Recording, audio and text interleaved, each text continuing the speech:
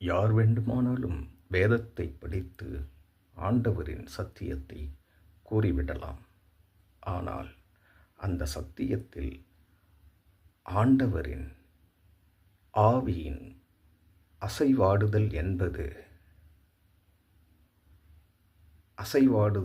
என்பதை பொறுத்தே அந்த சத்தியமானது நமக்குள் மாற்றங்களையும் சமாதானத்தையும் ஏற்படுத்தும். இது அந்த சத்தியத்தை கூறிய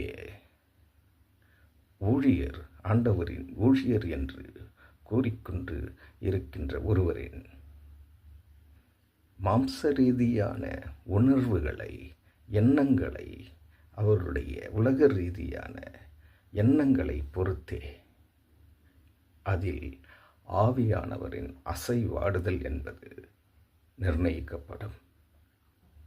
அதை பொறுத்தே நமக்கு ஆசீர்வாதங்கள் ஏற்படுத்தப்படும்.